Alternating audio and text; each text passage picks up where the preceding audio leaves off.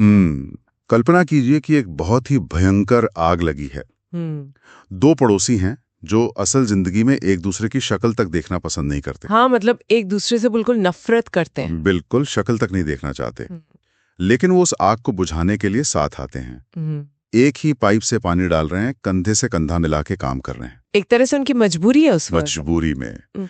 लेकिन जैसे ही आग बुझती है और धुआं छंटता है तो वे पानी का पाइप नीचे नहीं रखते। वो क्या करते हैं? वे बस उस पाइप का रुख एक दूसरे की तरफ कर देते हैं। मतलब ये सिर्फ एक टूटी हुई दोस्ती की कहानी नहीं है। अरे वाह, ये बहुत ही सटीक चित्रण है इस पूरी स्थिति का, है ना? हाँ। ये इस बात की कहानी है कि कैसे द्वितीय विश्व युद्ध को खत्म करने वाली उसी शांति ने सक्रिय रूप से उस शीत युद्ध के लिए बारूद बिछा दिया, जिसने अगली आधी सदी तक पूरी दुनिया को बंधक बनाए रखा। एकदम सही कहा आपने। अक्सर होता क्या है कि इतिहास को बहुत ही साफ सुथरे तरीके से देखा जाता है। मतलब लोग सोचते हैं कि 1945 में जब धुरी राष्ट्रों ने आत्मसमर्पण किया तो एक अध्याय खत्म हो गया। हाँ, जैसे कोई किताब का पन्ना पलट दिया हो। बिल्कुल। और फिर सोचते हैं कि कुछ समय बाद अचानक से अमेरिका और सोवियत संघ के बीच एक नया कूटनीतिक संघर्ष शुरू हो गया। लेकिन हकीकत में ऐसा नहीं था। तो असल में क्या हो रहा था बैकग्राउंड में? जब दुनिया हिटलर के खिलाफ जीत का जश्न मना रही थी, तब उसी जीत की राख से एक नए और शायद कहीं अधिक जटिल संघर्ष का ढांचा तैयार हो रहा था। ये कोई रातों रात हुआ बदलाव नहीं था। ठीक है, आइए इसको विस्तार से समझते हैं, क्योंकि ये समझना बहुत जरूरी है कि ये जो गठबंधन था वो कभी भी भरोसे की नींव पर खड़ा ही नहीं था। बिल्कुल नहीं, अविश्वास तो बहुत पहले से था। हाँ, अगर हम अपने स्रोतों पर नजर डालें तो ये अविश्वास 1945 में नहीं बल्कि दशकों पहले शुरू हो चुका था। 1917 की बोल्शेविक क्रांति के बाद से ही पश्चिमी देशों में कम्युनिज्म को लेकर एक गहरा डर बैठ गया था। हाँ, और ये डर सिर्फ हवा में नहीं था, ये प्रणालियों का सीधा टकराव था। मतलब ये सिर्फ कोई राजनीतिक असहमति नहीं थी ना? नहीं, बिल्कुल नहीं। आप देखिए, पूंजीवाद को जीवित रहने के लिए खुले बाजारों और मुक्त व्यापार की जरूरत होती है। फ्री मार्केट चाहिए उनको। हाँ, जबकि कम्युनिज्म पूरी तरह से राज्य के नियंत्रण और बंद अर्थव्यवस्था पर आधारित था। तो दोनों व्यवस्थाएं एक ही समय में एक ही जगह पर बिना घर्षण के तो रह ही नहीं सकती थी। तो ये वैचारिक असंगति ही उस अविश्वास का मूल कारण थी। हाँ, पश्चिमी देशों के नजरिए से कम्युनिज्म उनके आर्थिक और सामाजिक ढांचे के लिए एक सीधा खतरा था, अस्तित्व का खतरा। लेकिन अगर हम सोवियत संघ की बात करें, विशेषकर जोसेफ स्टालिन के नजरिए से, तो उनके पास भी तो पश्चिम पर अविश्वास करने के कारण थे। बिल्कुल थे। स्टालिन ये कभी नहीं भूले कि 1930 के दशक में जब हिटलर अपनी ताकत बढ़ा रहा था, तब पश्चिमी ताकतों ने शुरुआत में उसे रोकने के लिए कोई ठोस कदम नहीं उठाया था। लेकिन यहाँ एक मिनट रुकिए, मुझे एक बात खटकती है। स्टालिन खुद भी तो 1949 में हिटलर के साथ वो कुख्यात मोलोटोव-रिबेनट्रॉप पैक्ट कर चुके थे। हाँ, वो गुप्त समझौता। हाँ, वही गुप्त गैर आक्रामकता समझौता जिसने पश्चिमी देशों को पूरी तरह से हैरान कर दिया था। क्या पश्चिम का अविश्वास सिर्फ इस एक समझौते की वजह से नहीं था? वो समझौता निश्चित रूप से एक बहुत बड़ा झटका था, लेकिन हमें इसके पीछे के तंत्र को, यानी उस मैकेनिज्म को समझना होगा। वो कैसे? स्टालिन का क्या तर्क था इसमें? स्टालिन का तर्क ये था कि पश्चिमी देश जानबूझकर अपनी तुष्टीकरण यानी अपीजमेंट की नीति के तहत हिटलर को पूर्व की तरफ यानी रूस की तरफ मोड़ना चाहते थे। अच्छा, तो उन्हें लग रहा था कि पश्चिम उन्हें मोहरा बना रहा है। बिल्कुल। स्टालिन को गहराई से ये लगता था कि ब्रिटेन और फ्रांस ये चाहते हैं कि नाजीवाद और साम्यवाद दोनों आपस में लड़कर एक दूसरे को खत्म कर दें, ताकि पश्चिमी लोकतंत्र बिना खून बहाए सुरक्षित रहें। ये तो बहुत ही गहरी साजिश वाली सोच थी। हाँ, और इसीलिए मोलोटोव-रिबेनट्रॉप पैक्ट स्टालिन की नजर में खुद को बचाने और युद्ध की तैयारी के लिए समय खरीदने की एक क्रूर लेकिन व्यवहारिक चाल थी। इसको समझने के लिए मैं इसे कॉलेज के ग्रुप प्रोजेक्ट की एनालॉजी से देखता हूँ। Group project? वो कैसे? मतलब जैसे कॉलेज के किसी ग्रुप प्रोजेक्ट में कुछ छात्र एक साथ काम करने को मजबूर होते हैं जो असल में एक दूसरे को बिल्कुल पसंद नहीं करते। हाँ, बस इसलिए साथ आते हैं ताकि वो फेल ना हो जाए। बिल्कुल। ये तो हुई युद्ध से पहले की बात, लेकिन जब वे एक साथ लड़ रहे थे तब भी सैन्य फैसलों में ये अविश्वास साफ झलक रहा था। 1943 के कासाब्लांका सम्मेलन को ही ले लीजिए। वहां जो नीतियां बनी वो बहुत अहम थी। हाँ, पश्चिमी सहयोगियों ने वहां एक नीति घोषित की जर्मनी का बिना शर्त आत्मसमर्पण। सुनने में ये हिटलर को पूरी तरह कुचलने का एक बहुत मजबूत संकल्प लगता है। लगता तो है, लेकिन इसके जो राजनीतिक परिणाम हुए वे बहुत गहरे थे। तो ये बिना शर्त आत्मसमर्पण की मांग ने असल में किया क्या? इसने युद्ध के स्वरूप को पूरी तरह बदल दिया। इसका सीधा सा मतलब था कि जर्मनी में किसी भी तरह की अंतरिम सरकार या सैन्य नेतृत्व के साथ कोई समझौता नहीं होगा। मतलब राज्य को पूरी तरह से नष्ट करना होगा? हाँ, और इस नीति ने युद्ध को बहुत लंबा खींच दिया। और जब युद्ध लंबा खींचा तो सोवियत संघ की लाल सेना को पूर्वी यूरोप के एक बड़े हिस्से को रौंदते हुए बर्लिन तक पहुंचने का समय मिल गया। और यहीं से वो सत्ता का शून्य या पावर वैक्यूम पैदा हुआ। बिल्कुल सही पकड़े आप। क्योंकि आपने जर्मनी के पूरे ढांचे को जड़ से उखाड़ दिया था। वहां कोई सरकार नहीं बची थी। यूरोप के बीचों बीच एक बहुत बड़ा खालीपन आ गया। अब सवाल यह था कि इस विशाल शून्य को भरेगा कौन? सटीक विश्लेषण। आप देखिए, जब कोई साम्राज्य या सत्ता गिरती है तो वो जगह ज्यादा देर तक खाली नहीं रहती। कोई ना कोई तो उस पर कब्जा करेगा ही। हाँ, 1945 के बाद यूरोप एक खंडर में तब्दील हो चुका था और उस खंडर के दोनों तरफ दो पूरी तरह से विपरीत विचारधाराएं खड़ी थीं। एक तरफ अमेरिका अपनी आर्थिक ताकत और पूंजीवाद के साथ था, और दूसरी तरफ सोवियत संघ अपनी विशाल सैन्य उपस्थिति और साम्यवाद के साथ। 1946 आते आते ये स्पष्ट हो गया कि यूरोप अब साझा रूप से नहीं चलाया जा सकता। यहाँ बात सच में बहुत दिलचस्प हो जाती है, क्योंकि ये विभाजन सिर्फ कागजों पर नहीं था। विंस्टन चर्चिल ने इसे बहुत ही शानदार तरीके से लौह आवरण या आयरन कर्टन कहा था। हाँ, और ये आयरन कर्टन शब्द बहुत ही शक्तिशाली था। बिल्कुल, ये सिर्फ एक दीवार या सीमा नहीं थी, ये दो अलग अलग दुनिया का निर्माण था। और अमेरिका ने इस लाल सेना के प्रभाव को रोकने के लिए जो नीति अपनाई वो ट्रूमन सिद्धांत के रूप में सामने आई। हाँ, और ट्रूमन सिद्धांत को समझना इसलिए जरूरी है क्योंकि ये केवल सैन्य कूटनीति नहीं थी, ये मुख्य रूप से एक आर्थिक तंत्र था। आर्थिक तंत्र मतलब हथियारों से ज्यादा पैसों का खेल था। बिल्कुल। अमेरिका ने ये पहचान लिया था कि कम्युनिज्म उन जगहों पर सबसे तेजी से फैलता है जहां गरीबी, भुखमरी और आर्थिक अस्थिरता होती है। तो इसलिए कंटेनमेंट या रोकथाम की नीति के तहत अमेरिका ने ग्रीस और तुर्की जैसे देशों में करोड़ों डॉलर झोंक दिए। उनका लक्ष्य ही यही था कि उन देशों की अर्थव्यवस्थाओं को इतना मजबूत कर दिया जाए कि वे कम्युनिस्ट क्रांतियों के प्रति संवेदनशील ही ना रहें। और इसी कंटेनमेंट से डोमिनो थ्योरी का जन्म हुआ। ये विचार कि यदि एक देश कम्युनिस्ट बनता है तो वो अपने पड़ोसी देशों को भी उसी दिशा में धकेल देगा। बिल्कुल, ताश के पत्तों की तरह, एक गिरा तो सब गिरेंगे। हाँ, लेकिन मैं यहाँ इस नैरेटिव को थोड़ी चुनौती देना चाहूंगी। बताइए, क्या पूर्वी यूरोप में जबरन कम्युनिस्ट सरकारें थोपना या चुनावों में धांधली करना, क्या ये सिर्फ सोवियत संघ की अपनी सुरक्षा थी, या ये साफ तौर पर एक साम्राज्यवादी विस्तार यानी एम्पायर बिल्डिंग था? ये एक बहुत महत्वपूर्ण सवाल खड़ा करता है, और सच कहूं तो ये इतिहास की सबसे बड़ी बहसों में से एक है। क्योंकि पश्चिमी देश तो इसे पूरी दुनिया पर कब्जा करने की एक स्पष्ट चाल मान रहे थे ना? हाँ, पश्चिम इसे वैसे ही देख रहा था, लेकिन यदि हम इसे सोवियत लेंस से देखें तो रूस का भूगोल और इतिहास उसके फैसलों को चला रहा था। मतलब उनका अतीत उन्हें डरा रहा था। बिल्कुल। रूस पर सदियों से पश्चिम की तरफ से विनाशकारी हमले हुए हैं, चाहे वो 1812 में नेपोलियन हो या प्रथम विश्व युद्ध में जर्मन साम्राज्य हो, या फिर द्वितीय विश्व युद्ध में हिटलर। हाँ, हर बार हमलावर पूर्वी यूरोप के मैदानी इलाकों से होकर आए थे। सोवियत संघ ने द्वितीय विश्व युद्ध में अपने लगभग 2,70,00,000 नागरिक खोए थे। बाप रे, ये संख्या तो बहुत ही डरावनी है। और उनका पूरा बुनियादी ढांचा राख हो चुका था। इसलिए स्टालिन का मुख्य उद्देश्य पूर्वी यूरोप में एक बफर जोन बनाना था। मित्र राष्ट्रों की एक ऐसी दीवार, ताकि अगली बार जब कोई हमला हो तो वो रूसी जमीन पर ना हो। बिल्कुल। तो उनके नजरिए से वो विस्तारवाद नहीं, बल्कि अपनी राष्ट्रीय सीमाओं को अभेद्य बनाने की एक हिंसक कोशिश थी। लेकिन ये वैचारिक और कूटनीतिक रस्साकशी रातों रात एक अस्तित्व के संकट में बदल गई, जब समीकरण में एक नई तकनीक जुड़ी, परमाणु बम। हाँ, परमाणु बम ने तो सब कुछ ही बदल दिया। अमेरिका के ट्रिनिटी टेस्ट और उसके बाद जापान पर बम गिराए जाने ने इस पूरे खेल के नियम ही बदल दिए। बिल्कुल। परमाणु बम केवल एक बड़ा हथियार नहीं था, ये शक्ति का एक पूर्ण एकाधिकार था।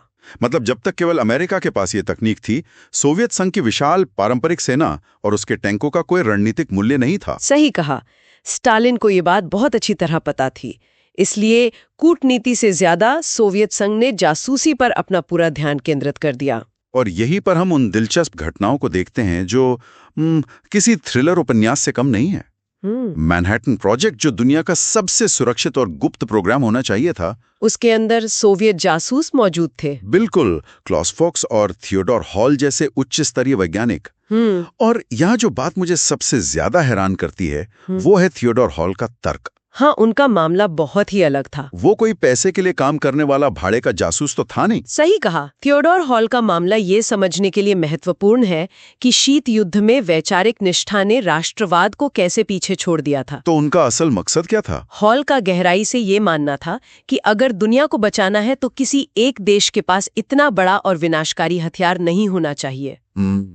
उनका मानना था कि वैश्विक शक्ति का संतुलन बनाए रखने के लिए दोनों पक्षों के पास समान ताकत होनी चाहिए। हाँ, उन्होंने अपनी सरकार के रहस्य सोवियत संघ को इसलिए दिए क्योंकि वे खेल के मैदान को यानी पावर डायनामिक्स को बराबर करना चाहते थे। और उनके इसी बराबरी के प्रयास का नतीजा था कि सोवियत संघ ने 1949 में ही अपना पहला परमाणु परीक्षण कर लिया, जबकि अमेरिकी खुफिया एजेंसियों को लगता था कि इसमें अभी कई साल और लगेंगे। अब दोनों के पास बम थे और इस होड़ में नैतिकता पूरी तरह से ताक पर रख दी गई। इसका सबसे सटीक उदाहरण है operation paper clip. Operation paper clip बहुत ही विवादास्पद था। हमने स्रोतों में देखा है कि कैसे अमेरिका ने वॉना वॉन ब्रॉन जैसे पूर्व नाजी वैज्ञानिकों को अपने यहाँ पनाह दी। हाँ, जिन लोगों ने हिटलर के लिए V2 रॉकेट बनाए थे, जिन्होंने लंदन पर बमबारी की थी, उन्हें रातों रात इसलिए माफ कर दिया गया क्योंकि उनकी विशेषज्ञता सोवियत संघ को हराने के लिए जरूरी थी। ये तो गजब का दोगलापन था। ये शीत युद्ध की वो नंगी हकीकत है जहां आदर्शवाद यथार्थवाद के आगे घुटने टेक देता है। मतलब जान बचानी है तो उसूलों को भूल जा। बिल्कुल। जब आपके सामने एक ऐसा दुश्मन हो जो आपके पूरे अस्तित्व को मिटा सकता है, तो आप इस बात की परवाह नहीं करते कि आपके हथियार कौन बना रहा है। और ये सिर्फ अमेरिका तक सीमित नहीं था ना? नहीं, सोवियत संघ का अपना ऑपरेशन ओसावियाखिम था, जिसके तहत उन्होंने भी हजारों जर्मन वैज्ञानिकों और तकनीशियंस को रात के अंधेरे में पकड़कर रूस भेज दिया था। तो तकनीक अब केवल युद्ध के मैदान का हिस्सा नहीं थी, ये लेबोरेटरियों और खुफिया एजेंसियों के बेसमेंट में लड़ी जा रही थी। हम अक्सर हॉलीवुड की फिल्मों में जासूसी के गैजेट्स देखते हैं। हाँ, वो छतरी के सिरे में जहर वाली बात। बिल्कुल, छतरी में जहर, लिपस्टिक की ट्यूब में बंदूक, सिगरेट लाइटर्स में कैमरे। हम सोचते हैं कि ये सब जेम्स बॉन्ड का फिक्शन है, लेकिन CIA और KGB के लिए 1950 और 60 के दशक में ये मानक प्रोटोकॉल था। ये उनकी रोजमर्रा की जिंदगी थी। अरे बाप! जासूसी उस समय केवल जानकारी जुटाने के बारे में नहीं थी, ये दुश्मन की व्यवस्था को अंदर से खोखला करने के बारे में थी। और ये तकनीकी होड़ जल्द ही पृथ्वी के वायुमंडल को भी पार कर गए। जिसे हम अंतरिक्ष की दौड़े या स्पेस रेस कहते हैं, वो असल में विज्ञान की प्रगति के लिए नहीं थी। वो तो पूरी तरह से एक सिस्टमैटिक और मनोवैज्ञानिक युद्ध था। सोवियत संघ ने स्पुतनिक 1 लॉन्च किया और बाद में अमेरिका ने अपोलो 11 के जरिए चांद पर इंसान भेजा। ये दुनिया को ये दिखाने की होड़ थी कि पूंजीवाद और साम्यवाद में से कौन सी व्यवस्था बेहतर है। लेकिन क्या ये सिर्फ एक शो ऑफ था या इसके पीछे कोई सैन्य रणनीति भी थी? सैन्य रणनीति बहुत बड़ी थी। आप सोचिए, यदि आप एक रॉकेट को अंतरिक्ष में भेज सकते हैं तो इसका सीधा मतलब ये भी था कि आप उस रॉकेट में एक परमाणु वॉरहेड लगाकर दुनिया के किसी भी शहर को सटीक रूप से निशाना बना सकते हैं। ओहो, मतलब स्पेस रेस वास्तव में अंतर महाद्वीपीय बैलिस्टिक मिसाइल यानी ICBM तकनीक का एक सार्वजनिक प्रदर्शन था। बिल्कुल सही। वो दुनिया को अपनी ताकत दिखा रहे थे बिना कोई गोली चलाए। तो इन सब का आखिर क्या मतलब निकलता है? दोनों महाशक्तियों के पास ऐसे हथियार हैं जो पूरी दुनिया को कई बार राख कर सकते हैं। वे अंतरिक्ष में रॉकेट भेज रहे हैं, जासूस एक दूसरे के देशों में फैले हुए हैं। सब कुछ उफान पर था। लेकिन वे सीधे तौर पर कभी एक दूसरे से नहीं लड़े, ऐसा क्यों? इसका उत्तर एक बहुत ही डरावने सिद्धांत में छिपा है, जिसे मैड कहा गया, म्यूचुअली अश्योर्ड डिस्ट्रक्शन, यानी पारस्परिक सुनिश्चित विनाश। इसको अगर हम एक उदाहरण से समझें तो ये ऐसा है जैसे दो लोग एक ऐसे कमरे में खड़े हैं जो घुटनों तक पेट्रोल से भरा हुआ है। बहुत ही खतरनाक स्थिति। हाँ, और एक के पास 3 माचिस हैं और दूसरे के पास 5। इससे कोई फर्क नहीं पड़ता कि किसके पास ज्यादा माचिस हैं, क्योंकि अगर किसी ने भी एक तीली जलाई तो दोनों जलकर खाक हो जाएंगे। बिल्कुल, दोनों का मरना तय है। ये एक बेहतरीन एनालॉजी है। और मैड का सबसे महत्वपूर्ण मैकेनिज्म केवल बम होना नहीं था, बल्कि ये सेकेंड स्ट्राइक कैपेबिलिटी या द्वितीय हमला करने की क्षमता थी। सेकंड स्ट्राइक कैपेबिलिटी, ये कैसे काम करती थी? इसका मतलब था कि भले ही एक देश अचानक हमला करके दूसरे देश के सभी शहरों को नष्ट कर दे, फिर भी पीड़ित देश के पास समुद्र की गहराइयों में छिपी परमाणु पनडुब्बियां होंगी जो पलटवार करके हमलावर को भी पूरी तरह तबाह कर देंगी। हाँ, इसी गारंटीकृत विनाश ने ही एक सीधे हॉट युद्ध को रोक कर रखा। लेकिन सीधे युद्ध के रुकने का मतलब ये तो नहीं था कि शांति स्थापित हो गई। बिल्कुल नहीं, शांति तो कहीं से नहीं थी। क्योंकि वे वॉशिंगटन या मॉस्को में एक दूसरे पे बम नहीं गिरा सकते थे, इसलिए उन्होंने अपनी ये वैचारिक लड़ाई दुनिया के बाकी हिस्सों में लड़ी, जिसे हम प्रॉक्सी वॉर्स या छद्म युद्ध कहते हैं। कोरिया से लेकर वियतनाम तक इन महाशक्तियों ने स्थानीय संघर्षों को वैश्विक अखाड़े में बदल दिया। अगर हम इसे व्यापक संदर्भ से जोड़कर देखें तो इन प्रॉक्सी युद्धों का तंत्र बहुत सीधा था। वो कैसे काम करता था? सोवियत संघ और चीन स्थानीय कम्युनिस्ट विद्रोहियों को हथियार और पैसा देते थे और अमेरिका उन विद्रोहियों को कुचलने के लिए स्थानीय सरकारों को सैन्य समर्थन और कई बार सीधे अपनी सेना भेजता था। तो युद्ध का मैदान बदल गया था, लेकिन खिलाड़ी और उनके इरादे वही थे। हाँ, और इन युद्धों में लाखों लोग मारे गए, जो इस बात का सबूत है कि शीत युद्ध वास्तव में बहुत गर्म और खूनी था। और यहीं पर हमारे स्रोतों में से लीडन यूनिवर्सिटी का एक बहुत ही शानदार दृष्टिकोण सामने आता है। हाँ, वो परिप्रेक्ष्य बहुत ही अलग और जरूरी है। जब हम द्वितीय विश्व युद्ध या शीत युद्ध को देखते हैं तो हमारा चश्मा हमेशा यूरोपीय या पश्चिमी होता है। यूरोप के लिए द्वितीय विश्व युद्ध फासीवाद पर लोकतंत्र की जीत थी। लेकिन एशिया और अफ्रीका के परिप्रेक्ष्य से ये पूरी कहानी बिल्कुल अलग दिखती है। हाँ, उनके लिए बुराई पर अच्छाई की जीत जैसा कुछ नहीं था। ये शायद इस पूरे विश्लेषण का सबसे गहरा बिंदु है। एशिया और अफ्रीका के कई उपनिवेशों के लिए जर्मनी और जापान का विस्तारवाद कोई नई या अनोखी बुराई नहीं थी, क्योंकि वो तो पहले से ही इसका शिकार थे। बिल्कुल, वो सदियों से यूरोपीय शक्तियों के हाथों उसी तरह के शोषण, संसाधन लूट और क्रूरता का सामना कर रहे थे। तो उनकी नजर में द्वितीय विश्व युद्ध मूल रूप से दो साम्राज्यवादी गुटों के बीच दुनिया के बंटवारे की लड़ाई थी। और विडंबना देखिए कि पश्चिमी देश जिस युद्ध को आजादी और मानवाधिकार के नाम पे लड़ रहे थे, उसी युद्ध ने उनके अपने औपनिवेशिक साम्राज्यों की आर्थिक और सैन्य रीढ़ को तोड़ दिया। ब्रिटेन और फ्रांस इतने कमजोर हो गए कि मैं अब अपने उपनिवेशों को जबरदस्ती पकड़कर नहीं रख सकते थे। इसी के परिणाम स्वरूप दुनिया भर में औपनिवेशिकवाद का अंत शुरू हुआ और दर्जनों नए स्वतंत्र राष्ट्रों का उदय हुआ। और जैसे ही ये नए देश स्वतंत्र हुए, वे तुरंत शीत युद्ध के इस नए शक्ति संघर्ष का हिस्सा बन गए।